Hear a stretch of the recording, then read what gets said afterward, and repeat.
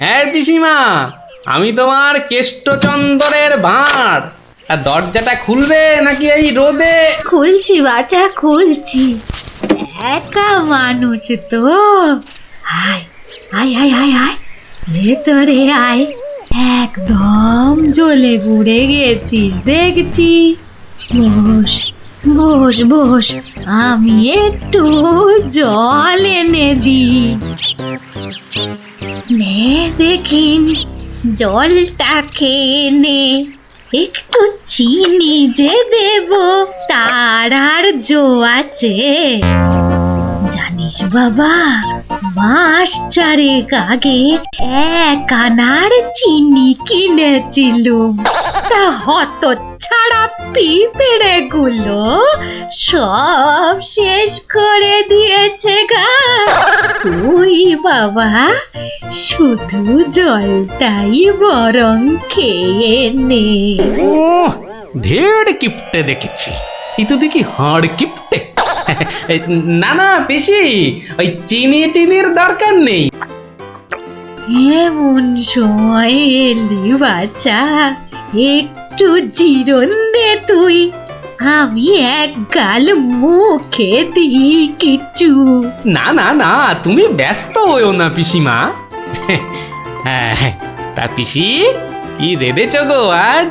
বিধবা মানুষের আর রাধা বাড়া। গাছে লাউ ছিল, ওটা পেড়ে ঘন্ট করেছি। আর এই আতপ চালের ভাত।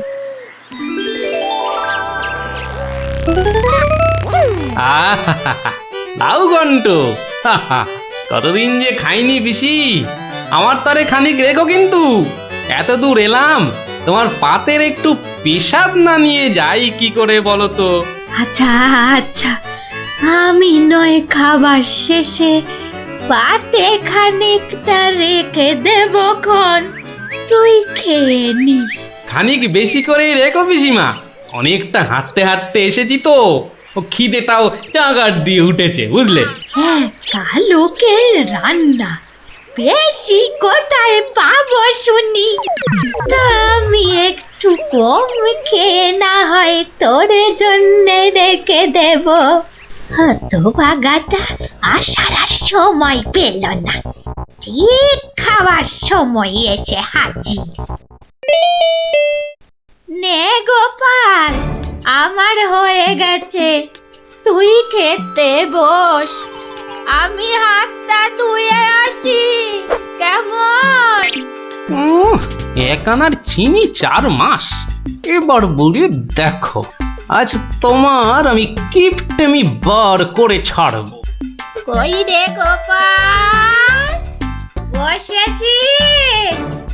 নে নে নে, আগে খেয়ে নে, পরে তোদের সব গল্প শুনবো।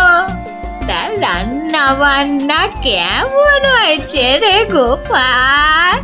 অতি উত্তম। এই সত্যি বলতে কি পিসিমা, এই কতদিন যে লাউ চিংড়ি খাইনি, কি বলবো তোমায়। আরেকটু হবে নাকি পিসিমা? কি বললি? লাউ চিংড়ি?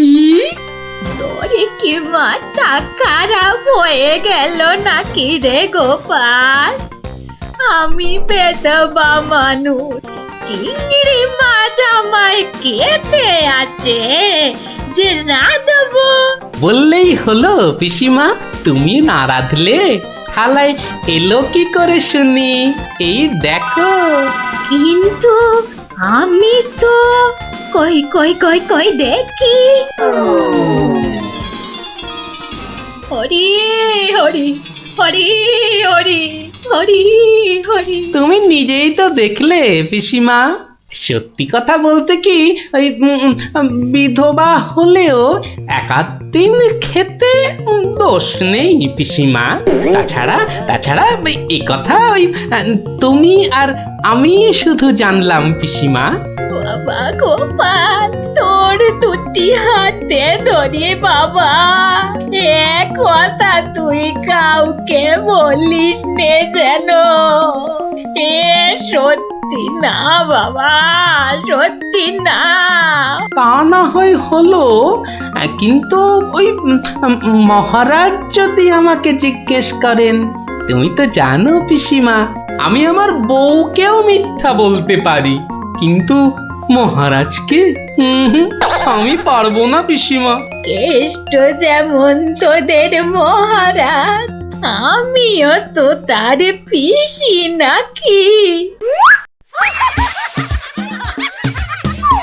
নে নে বাবা, এই কটা টাকা রাখ, কিন্তু এই তুমি আমাকে ভারী ফ্যাসাদে ফেললে পিসিমা। এই মহারাজকে মিথ্যা বলতে গেলে না পিসিমা, আরো কিছু ছাড়তে হবে। আরো নে নে, দেখ এতে কত আছে।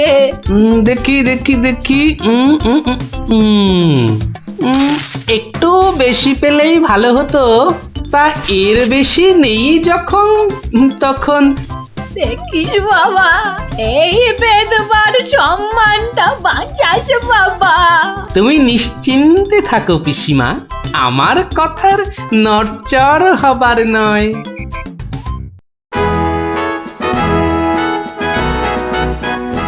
এসো এসো গোপাল, এসো। কিন্তু তোমার মুখটা ওরকম বিষণ্ণ দেখাচ্ছে কেন? নিঘাত পিসিমার কাছে জব্দ হয়ে এসেছো। সে আর বলতে, আমি গোপালের মুখ দেখেই ধরেছি ব্যাটা আজ একেবারে লেজে গোবরে হয়ে গেছে। মন্ত্রীমশাই একদম ঠিক ধরেছেন। আরে বাবা, রাজামশাইয়ের পিসিমার থেকে টাকা আদায় করা কি চারটিখানি কথা? কি হলো গোপাল, তবে কি তুমি সত্যি সত্যি টাকা আদায় করতে পারোনি? মহারাজ, পেরেছি মহারাজ, পেরেছি, এই নিন। তাহলে তোমাকেও তো চিন্তাগ্রস্ত লাগছে কেন? আপনি যদি অভয় দেন তো বলি। না না, তুমি তুমি নির্ভয় বলো গোপাল, নির্ভয় বলো। অভয় যখন পেয়েছি, বলছি তবে শুনুন মহারাজ।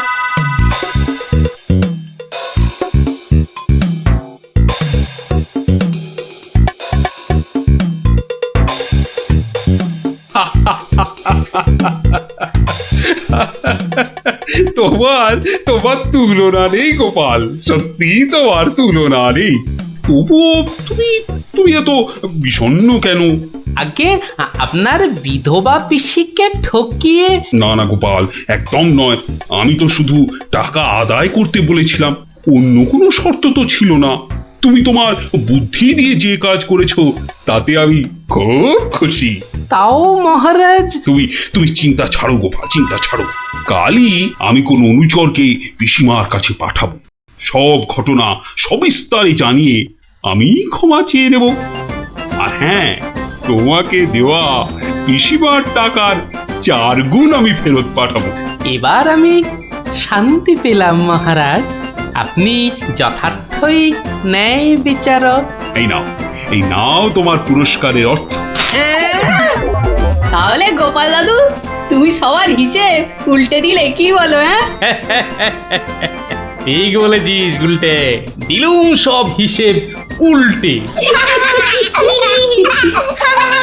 আর নয়, সন্ধে হয়ে এলো, এবার সবাই গিয়ে পড়তে বসগে, আমিও এবার উঠি।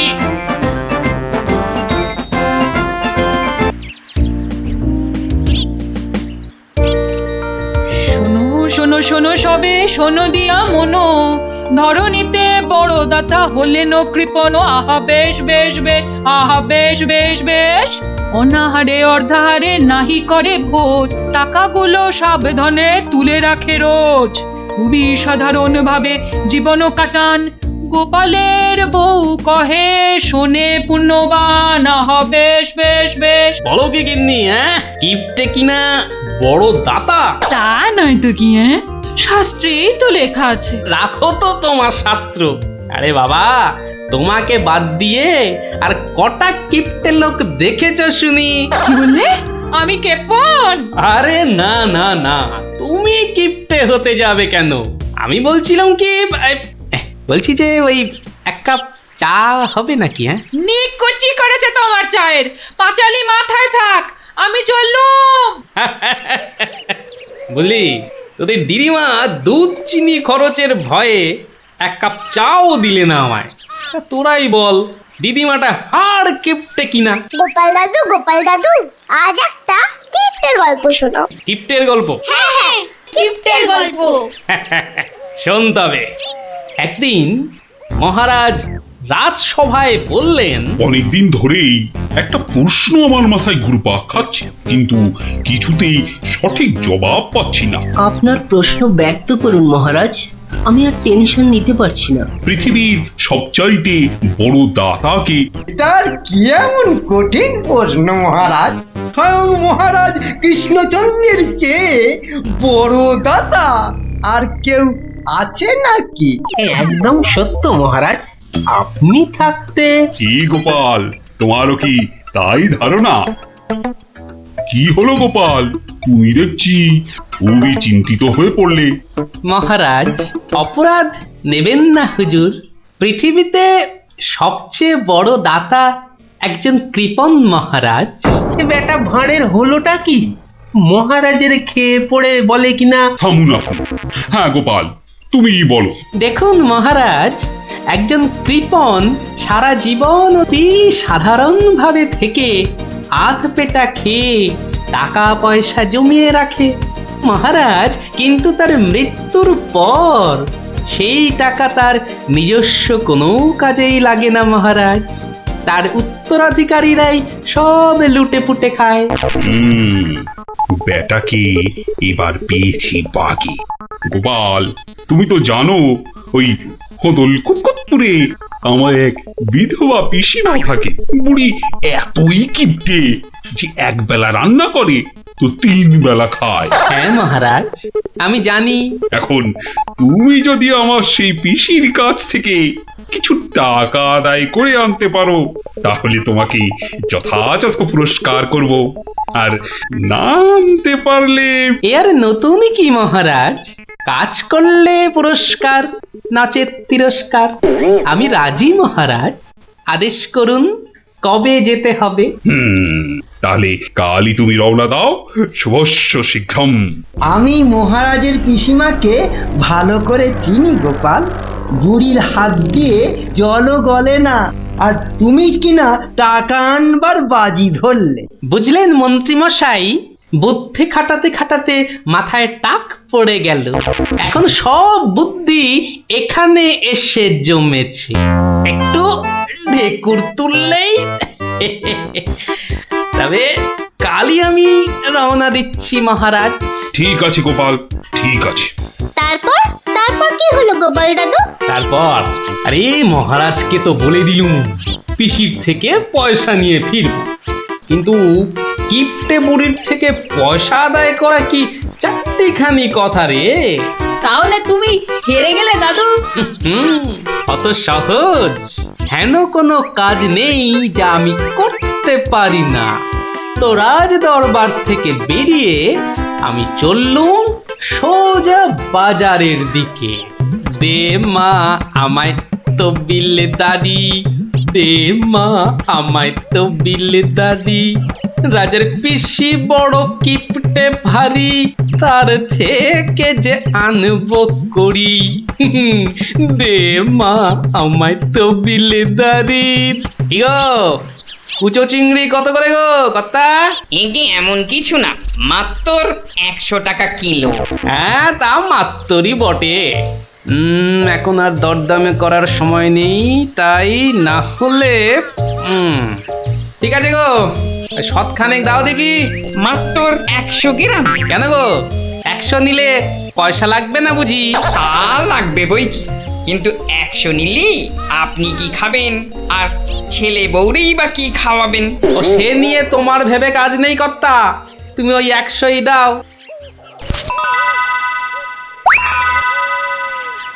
গিনি, ও গিনি, এই চিংড়িগুলো মুচমুচে করে ভেজে দাও তো দেখি গিন্নি।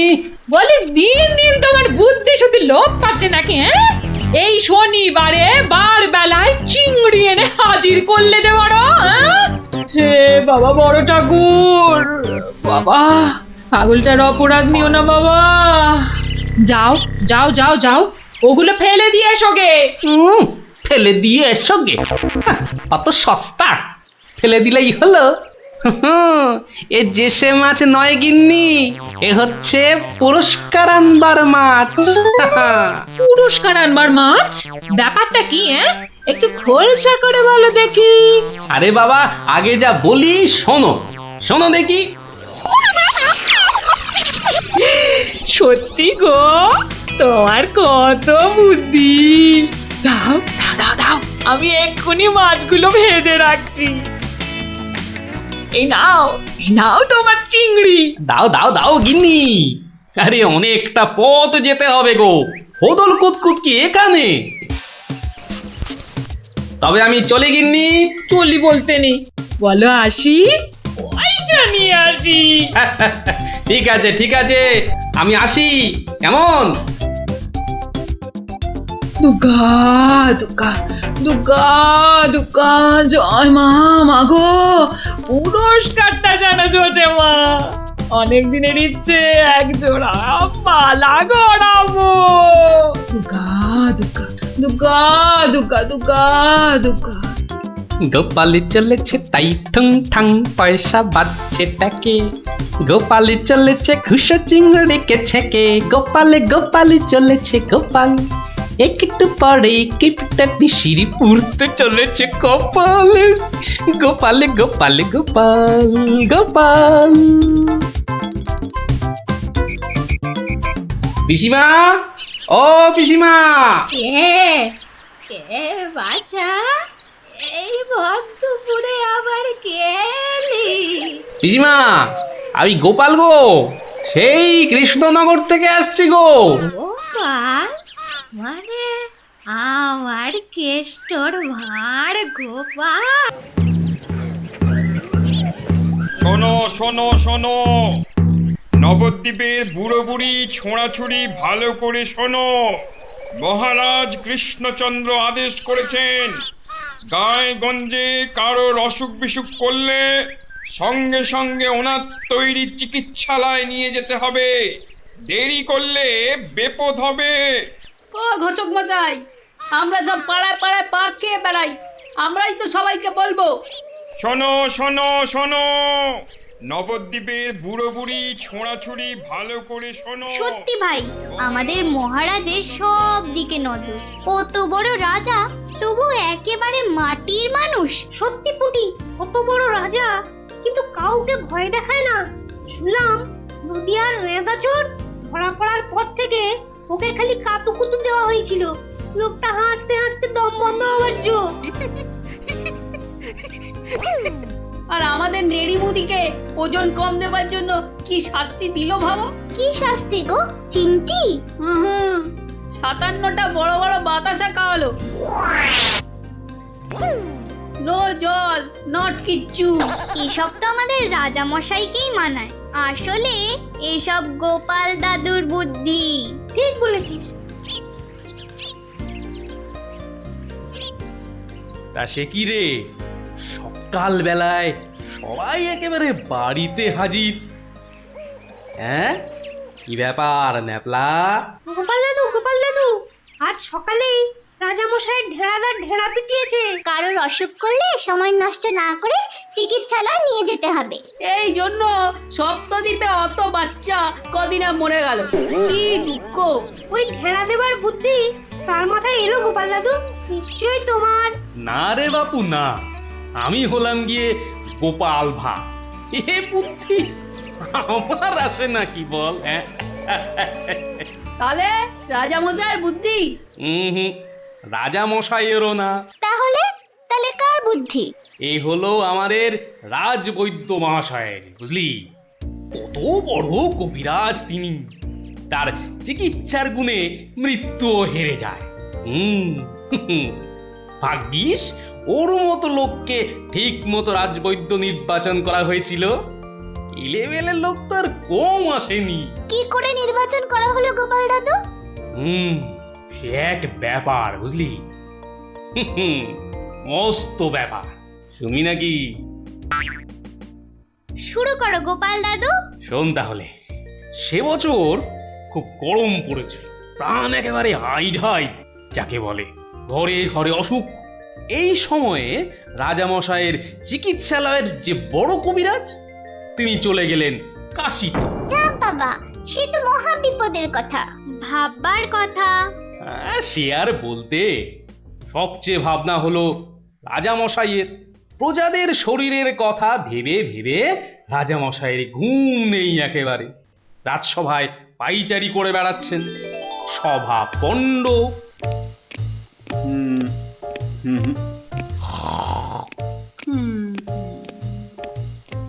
না, ধুৎ, ধুৎ।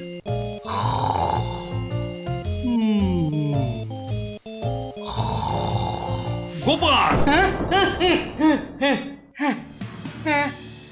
আগে মহারাজ, আপনার মুখ চোখ একেবারে শুকিয়ে গেছে মহারাজ। আপনার এত চিন্তা কিসের বলুন তো? হ্যাঁ, ওই সূর্যকে মেঘে ঢাকলে যেমন সব কিছু অন্ধকার, তেমনি আজ আমাদেরও সেই অবস্থা মহারাজ। তুমি তো ভারী পচা খেদা ভাঁড় হে গোপাল। রাজবৈদ্য কাশি গেছে, দেখেছ কি চিকিৎসার হাল? ভেবে ভেবে কেষ্টচন্দ্র জেগে সারা রাত, অসুখেতে লোকে কাত, চিকিৎসার একই অধঃপাত। দেখো কাণ্ড, এই কথা! তুমি কি এই কথা বলছো গোপাল? অসুখ নামে কুমির এসেছে রাজ্যে, কেটে লম্বা খাল। আরে আপনি থামুন দেখি রাজকবি। দিন রাত্রি তো তেল দিচ্ছেন রাজামশাইকে। কিন্তু বিপদ তো এসে হাজির গোপাল। কবিরাজ পাওয়া শক্ত হবে না গোপাল, কিন্তু উপযুক্ত রাজবৈদ্য নির্বাচন করব কিভাবে? তার হাতেই তো সব ভার দিতে হবে। সে তো কম কথা নয়। সত্যি কি যে হবে! রাজবৈদ্য নেই ভাবলেই পেটটা কেমন গুড়গুড় করছে মহারাজ। বড় ভয়ঙ্কর ব্যাপার। কি করে ঠিক ঠিক রাজবৈদ্য নির্বাচন করব সেই চিন্তাই এখন করছি। রাজামশাই, যদি অভয় দেন তাহলে সবচেয়ে গুণী রাজবৈদ্যকে আমি নির্বাচন করে দেব। তুমি ভাঁড় করবে রাজবৈদ্য নির্বাচন? রাজপণ্ডিত শুনুন শুনুন, কি বলে গোপাল শুনুন। কিম অদ্ভুতং! বামুন হয়ে চাঁদ ধরতে চায়। বামুনং চন্দ্রং ধরিষ্যতি। অদ্ভুতং অদ্ভুতং। কালে কালে কতই হবে, পিঠে পুলির ল্যাজ বেরোবে, বেড়ালের সিংহ যাবে, সিংহ মশাই ঘাস যে খাবে। শুনুন মহারাজ, শুনুন শুনুন, যদি আমি ঠিক ঠিক রাজবৈদ্য বেছে দিতে না পারি, তাহলে আমার এক গালে চুন আর এক গালে কালি মাখিয়ে উল্টো গাধায় চড়িয়ে কৃষ্ণনগরে ঘোরাবেন, ঠিক আছে? বেশ বেশ, গোপালের কথায় আমরা রাজি। বলো গোপাল, এবার কি করতে হবে? মহারাজ, ওই মন্ত্রী মশাইকে বলুন দেয়ালে দেয়ালে আপনার ঘোষণা সেঁটে দিতে। আগামী মঙ্গলবার, মানে 7 দিন পরে আপনি এ রাজ্যে বৈদ্যদের ডাকুন, আমি ঠিক লোক বেছে দেব মহারাজ। বেশ, আগামী মঙ্গলবার 7 দিন পর। মন্ত্রী মহারাজ, করো ঘোষণা, রাজবৈদ্য চাই। যে আজ্ঞে রাজামশাই। তারপর কি হলো গোপাল দাদু? হ্যাঁ, কি হলো? হ্যাঁ, কি আবার হবে? নবদ্বীপ জুড়ে দেয়ালে দেয়ালে সাঁটা হলো রাজবৈদ্য চাই। পরের মঙ্গলবার হই হই কাণ্ড, সবাই চায় রাজবৈদ্য হতে। ময়রা নাপিত নারকোল পাড়িয়ে তারাও সব ছুটলো রাজবৈদ্য হতে। একেবারে 3000 বৈদ্য, বুঝলি? 3000! মহারাজ কৃষ্ণচন্দ্র তো গুণী মানুষ, তিনি 3000 জনের থেকে 3 জনকে বেছে দিলেন। ওদের মধ্যে থেকে বেছে দিতে হবে রাজবৈদ্যকে। 3000 বৈদ্য এসেছিলেন, বেশিরভাগই রদ্দি। অথচ বলছে আমরা সব বদ্যি। আরে চুপ করো না বাপু, রাজামশাইকে বলতে দাও না ভায়া। আমি 3000-এর মধ্যে 3 জনকে বেঁচেছি। এইবার তোমাকে আসল বাছা বাঁচতে হবে, আর ঠিক মতো না হলে এই গালে মাখিবে চুন, ওই গালে কালি, গাধায় চড়িয়া ভাঁড় খাবে গালা গালি। আমি তৈরি আছি কবি মশাই। আপনি কাকে কাকে বেছেছেন মহারাজ? মন্ত্রী মশাই, ডাকুন ওদের, এটা আপনার কর্ম। প্রথম বৈদ্য এসেছেন সেই সুদূর কিষ্কিন্ধা থেকে, নাম শ্রী শ্রীল আয়ু আচার্য দন্তলাবণ্য মহার্ণব। কোথায় কোথায়? আসুন আসুন মহার্ণব মশাই, এগিয়ে আসুন এগিয়ে আসুন। দ্বিতীয় বৈদ্য দ্বিতীয় বৈদ্য এসেছেন অলকাপুর থেকে, ওনার নাম হলো মম নাম পিণ্ডাইকরণ কবিরাজন পুঙ্গবং চরক শাস্ত্রী। দেখো কাণ্ড, এত বড় বড় নাম মনে রাখা ভয়ানক শক্ত বুদ্ধিমশাই। আমি ওনাকে বলবো আচার্য মশাই, আর আপনাকে বলবো শাস্ত্রী মশাই। মন্ত্রী মশাই, এবার তৃতীয় কবিরাজকে ডাকুন। তৃতীয় কবিরাজের নামটা বড় ছোট, শাস্ত্রী নয়, আচার্য নয়, নবদ্বীপের লোক। খুব বয়স হয়েছে। ওর নাম হলো, আমাকে লোকে বলে বুড়ো কবিরাজ। কি কি রোগের চিকিৎসা করেছেন একবার বলে দিন। বলতে গেলে আমি কোনো রোগেরই চিকিৎসা করি না, একদম আকার। অথচ আমায় যদি বলতে বলেন, এক নিঃশ্বাসে ৭৩,০০০ রোগ বলে যাব। হ্যাঁ, ওলাউটো, পেঁজরা, খোস, কাশি, সর্দি গর্মি, তরকা, কম্প, ঝম্প, শ্বেতসার, কত হলো? কে এমন মূর্খ আছে যে গুনবে ভারমশাই? ও যদি ৭৩,০০০ রোগের নাম বলে, আমি বলবো ৮৩ লাখ। সব বড় বড় রোগ, সর্দি কাশির মতো নাতি নাতনি রোগ নয়। শুনুন তাহলে, যক্ষা, রক্তাম্বু, অস্থিবাস, বেগুন চোরা, দাপট কাঁটা, পেয়াটকা, মরা মাছ, হাঁস পোকা। থামো থামো থামো, ও এ তো কানের পোকা, নাড়িয়ে ছেড়ে দেবে। শুধু কানে কেন মহারাজ, কানে, বগলে, নখে, সর্বত্রই পোকা নড়বে, তবে আমার নাম শাস্ত্রী। গোপাল, আর বিলম্ব করলে দেশত্যাগী হব বলে দিলাম। বেশ বেশ মহারাজ, আমি শুরু করি। আচার্য মশাই। আচার্য মশাই, এগিয়ে আসুন এগিয়ে আসুন। না না না না, আসতে হবে না, আসতে হবে না। বলছিলাম কি, ওই কৃষ্ণনগরের দেওয়ালে দেওয়ালে লেখা হলো রাজবৈদ্য চাই। আপনি বিদেশের লোক, কি করে খবর পেলেন? সে যেতেই পারে গোপাল, মহারাজ কৃষ্ণচন্দ্রের রাজবৈদ্য বলে কথা, কম ব্যাপার নয়, বুঝেছো? বুঝেছি, সে যাকে। কবিরাজ মশাইগণ, সভাসদগণ, আপনারা সবাই জানেন আমাদের শাস্ত্রে একটা কথা আছে, শতং মারি ভবেত বৈদ্য। যে কবিরাজ যত বেশি মারতে পারবে সে তত বড় বৈদ্য। নিন আচার্য মশাই, আপনি বলুন কজন মরেছে এ পর্যন্ত? কি করে হুট করে বলি? বলুন বলুন, ওই ২-৪টে কম বেশি হলে সেটা কিছু হবে না। তা ধরেন মোট রোগী দেখেছি ৩,৮০৬ জন গতকাল পর্যন্ত। হাততালি হাততালি হাততালি। এবারে বলুন আচার্য মশাই, তাদের মধ্যে মেরেছেন কজনকে? মানে কজন মরেছে আর কি। একেবারে ২৫০০। যমরাজের ঘরে পাঠিয়ে আমি কবিরাজ। আর দূর দূর, নাবালক দুগ্ধপস্য 2500 মেরেই একেবারে হনুমানের মতো লাফাচ্ছে দেখো। হ্যাঁ, এ কবিরাজি না করে রাজসভায় নাচুক মহারাজ। হ্যাঁ, এর রোজই 2.5 পো আদা নিম পাতার সঙ্গে বেটে খাওয়া উচিত। আপনি কতজন রোগী দেখেছেন শাস্ত্রী মশাই? 1000 হবে, কি বলো? আমি দেখেছি 18,771 জন, মরেছে 18,300। লোকে আমার দেশে আমার ছবি রেখে চরণামৃত খায়, বুঝেছেন?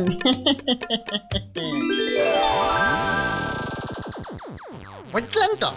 একবার দুজন সৈনিক দৌড়াতে দৌড়াতে এসে থামলো, খবর এনেছে ওরা। তা আমি শক্তি বাড়াবার জন্য একটু শরবত দিলাম। ওরা খেলো? খেলো, ফুলে গেল, পটাং করে ফেটে মরে গেল।